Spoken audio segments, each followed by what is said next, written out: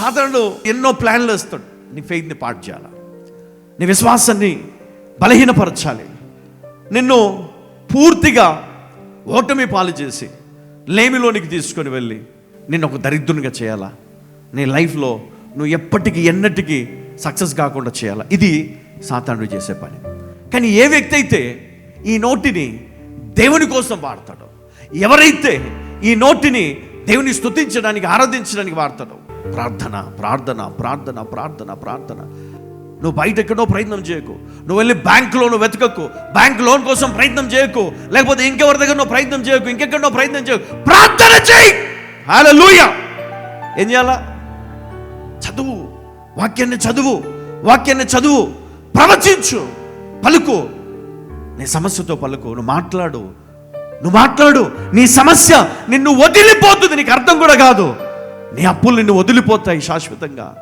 ఈరోజు అదొక శాపంగా ఉంది నీకు, అదొక భారంగా ఉంది నీకు. అది ఒంటరితనం, అదొక భారము, ఒక శాపము.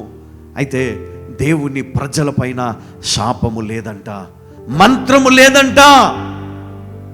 వారు సింహము వలె, గర్జించు సింహము వలె వారు పైకి లేస్తారు. దేవుడు వారికి తోడై ఉన్నాడు. చూడండి, ఆయన ప్రజలకు ఆయన తోడై ఉంటాడు. అందుకనే నేనేమంటానంటే, మీరు ఆదివారం రోజున మీరు త్వరగా వచ్చి దేవుని ఆరాధించండి. మీ కీ యాక్టివేట్ చేయండి, మీ కీని యాక్టివేట్ చేయండి. ఎప్పుడైతే మీ కీ యాక్టివేట్ అవుతుందో, ఈ నోరు మీరు పలికే ప్రతిదీ కూడా దేవుడు నెరవేరుస్తాడు. హల్లెలూయా, హల్లెలూయా, హల్లెలూయా. యెహోవా నా కాపరి, నాకు లేమి కలగదు. లేమి అనేది ఒకటే కాదు, ఇక్కడ దేవుడు డివైన్ గ్రేస్ దేవుడు ఇక్కడ దాచిపెట్టాడు. హల్లెలూయా. డివైన్ బ్లెస్సింగ్ దేవుడు ఇక్కడ దాచిపెట్టాడు.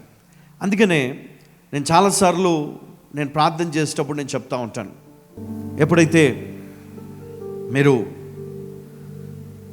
దేవుని ఆరాధిస్తూ ఉంటారో, ఎప్పుడైతే దేవుని వాక్యాన్ని చదువుతూ ఉంటారో, మీ నోరు ప్రవచించే నోరుగా మారుస్తాడు దేవుడు. హల్లెలూయా, హల్లెలూయా. సమయం ఇవ్వండి దేవుని వాక్యం చదవడానికి, సమయాన్ని పెట్టుకోండి ప్రార్థన చేసుకోవడానికి. ఎంతసేపు పరిగెత్తకండి బయట. ఒకరోజు కూర్చొని బాధపడాల్సిన పరిస్థితి వస్తుంది కదా. అక్కడ డబ్బులు సంపాదించే పరుగులో ఆపేసి దేవునికి సమయం, ఎవరైతే దేవునికి సమయం ఇవ్వరో లైఫ్లో ఎప్పటికీ సక్సెస్ కాలేరు. ఖర్చు పెడుతూనే ఉంటాం, డబ్బులు ఖర్చు పెడుతూనే ఉంటాం, అది సక్సెస్ కాదు. నువ్వు ఆ గోల్కి రీచ్ అవ్వవు. నువ్వు రీచ్ అవ్వాలి అంటే ఒకటే, దేవుని సన్నిధిలో సమయాన్ని ఇవ్వు. దేవుని కోసం స్వరమెత్తి ఆరాధించు, స్వరమెత్తి దేవుణ్ణి గణపరచు. ఎప్పుడైతే దేవుని నువ్వు ఆరాధించడం మొదలు పెడతావు, నేను చెప్తున్నా, నీ ఇంటిలో ఉన్న ప్రతి ఒక్కరిపైనకి దేవుని ఆత్మ వస్తుంది. నువ్వు అడగాల్సిన పనిలే, నా కుమారుణ్ణి మార్చు, నా కుమార్తెను, ఆమెకు మంచి మనసు మంచి ఆలోచన ఇవ్వను అడగాల్సిన పనిలే. దేవుడే చూసుకుంటాడు. వాళ్ళందరినీ కూడా దీవిస్తాడు దేవుడు. నీ కుటుంబాన్ని దీవిస్తాడు దేవుడు. నీ పిల్లల్ని ఆశీర్వదిస్తాడు దేవుడు. స్వస్థపరుస్తాడు నీ భర్తను, దేవుడు స్వస్థపరుస్తాడు నీ భార్యను, దేవుడు స్వస్థపరుస్తాడు నీ తల్లిని, దేవుడు బాగు చేస్తాడు నీ తండ్రిని, దేవుడు స్వస్థపరుస్తాడు నీ కుమారుణ్ణి కుమార్తెని. హల్లెలూయా, హల్లెలూయా, హల్లెలూయా. ఈరోజు మీకు భయంకరమైన సమస్యలతో వచ్చి ఉండొచ్చు, చాలా వేదనతో ఇక్కడికి వచ్చి ఉండొచ్చు. అయితే ఈరోజు నువ్వు పలకాలి నీ నోటి నుంచి ఏమని? పచ్చిక గల చోట్లను ఆయన నన్ను పరుండ చేయుచున్నాడు, శాంతికరమైన జలముల యొద్ద నన్ను నడిపించుచున్నాడు, నా ప్రాణమునకు ఆయన సేద తీర్చుచున్నాడు. అబ్బా, ఇదొక పద్యం, ఒక పాటగా మీరు దీన్ని మర్చిపోవద్దు. ఇదొక ప్రవచనం. హల్లెలూయా. ఇది నీ జీవితంలో జరుగుతుంది. హల్లెలూయా. ఇది నీ జీవితంలో జరగబోతుంది. ఇది నీ జీవితంలో దేవుడు జరిగించబోతా ఉన్నాడు. నా ప్రాణమునకు ఆయన సేద తీర్చుచున్నాడు. తన నామమును బట్టి నీతి మార్గములో నన్ను నడిపించుచున్నాడు కదా. చాలాసార్లు విని చదువుకొని మళ్ళీ 23వ దావీదు కీర్తన అని లైట్గా మనం తీసి పడేయద్దు. ఈ 23వ దావీదు కీర్తన నీ లైఫ్ని మార్చేస్తుంది. హల్లెలూయా. నీ స్థితిగతులను మార్చేస్తుంది, నీ ఆర్థిక పరిస్థితులను మార్చేస్తుంది, నీ ఇంటిలో ఉన్నటువంటి పరిస్థితులను, ఆ దారిద్రము నుండి విడుదలనిచ్చి నీ జీవితాన్ని నిలబెడుతుంది. హల్లెలూయా, హల్లెలూయా. దేవునికి మహిమ కలుగును గాక.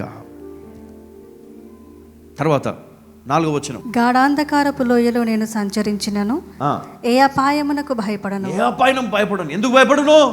ఇక్కడ ఏమన్నాడు? నా లేమికి నేను భయపడను అన్నట్టు మాట్లాడుతూ ఉన్నాడు. నాకు లేమి కలగదు అంటే ఆయనకి భయం లేదు.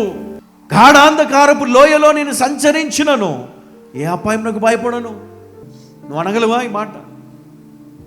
నువ్వు పలకగలవా? అస్సలు. ఎందుకు నువ్వు మార్గంలో పోతా ఉన్నావు. ఎవరో అక్కడ ఏదో నిమ్మకాయ పెట్టారనుకున్నాం, వెనకకి తిరిగి పరుగో. మనం దేనికి భయపడతాం? ఏమి లేని దానికి భయపడతావు నువ్వు. హల్లెలూయా. నీలో యేసయ్య ఉన్నాడు. ఉన్నాను, భయపడొద్దు. ఆయన ఒక్కడే, దేవుడు ఒక్కడే అని దయ్యాలు వణుకుతున్నాయంటే నువ్వు భయపడతావు ఎందుకు? హల్లెలూయా.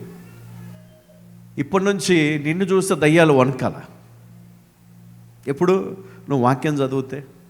నువ్వు చదవవు కదా మరి, నువ్వు ప్రార్థన చేస్తే, నువ్వు చెయ్యవు కదా మరి, నువ్వు దేవుని పాటలు పాడితే నువ్వు పాడవు కదా మరి. చాలామంది వాళ్ళ అదృష్టాన్ని, దేవుని కాపుదలను, దేవుడిచ్చిన అభిషేకాన్ని, ఏమీ లేని దాన్ని చూసి భయపడి వదులుకుంటున్నారు. అందులో ఏం లేదు నిమ్మకాయలో. మనం దాన్ని చూసి భయపడతాం. ఏమీ లేదమ్మా, వాళ్ళు ఏదో చెప్పారు, నువ్వు నమ్మి అనవసరంగా నీ భర్తకు దూరమైనావు. ఏమీ లేదు, అనవసరంగా నువ్వు నమ్మి నీ భార్యకు దూరమైనావు. ఏమీ లేదు, అనవసరంగా నువ్వు నమ్మి దేవుని సావాసానికి దూరమైనావు, దేవుని సంఘానికి దూరమైనావు, ప్రార్థనకు దూరమైనావు, విజయానికి దూరమైనావు, వైఫలానికి దగ్గరైనావు. హల్లెలూయా. నిజం. చాలామంది అంతే. బ్లెస్ అయ్యే టైంకి దరిద్రుడు వచ్చేస్తాడు. ఎవరు? సాతానుడు. నువ్వు బ్లెస్ అయ్యే టైంకి నీ విశ్వాసాన్ని గట్టిగా దెబ్బ కొడతాడు. అయిపోయింది ఇంకా నీ విశ్వాసం అవుట్. విశ్వాసం లేదు, ఏం లేదు అక్కడ. ఏం చూసి భయపడ్డావు? ఒట్టి నిమ్మకాయ. హల్లెలూయా. దేని చూసి భయపడ్డావు? ఇక్కడ ఏం లేదు. ఎవడో స్వార్థపరుడు ఏదో మాట్లాడితే నువ్వు నమ్మి నీ భార్యను తిట్టి, నీ భర్తను తిట్టి కదా, అనవసరమైన గొడవలు, అనవసరమైన పరిస్థితులు. కొన్నిసార్లు గొప్ప గొప్ప ప్రార్థన పరులు కూడా పడిపోతూ ఉంటారు. కానీ ఈరోజు నేను చెప్తా ఉన్నా, నీ విశ్వాసం గొప్పది అని నువ్వు అనుకుంటే ఈ రోజు నుండి నీ నోటికి నువ్వేం చేయాలి? నోటిని ఏం చేయాలి? యాక్టివేట్. హల్లెలూయా, హల్లెలూయా, హల్లెలూయా. దేవుడు ఆల్రెడీ యాక్టివేట్ చేసిన నీ నోటిని నువ్వేం చేయాలి? కాపాడుకోవాలా. అనవసరమైన నీ పలికి నీ నోటిని నువ్వు పాడు చేసుకోవద్దు. జీవమరణాలు 4 వర్షం. అడుగుడి మీకు ఇవ్వబడును, వెతుకుడి మీకు దొరుకును. అయితే దేవుడు ఈరోజు నీకు అవకాశం ఇచ్చాడు. నిన్ను, నీ కుటుంబాన్ని దీవించాలని దేవుడు ఆశపడతా ఉన్నాడు. ఆయనను నీ ఇంటిలోనికి, నీ జీవితంలోకి ఆహ్వానించు. ఆయనను నీ జీవితంలో, నీ ఇంటిలోనికి ఆహ్వానించు. హల్లెలూయా.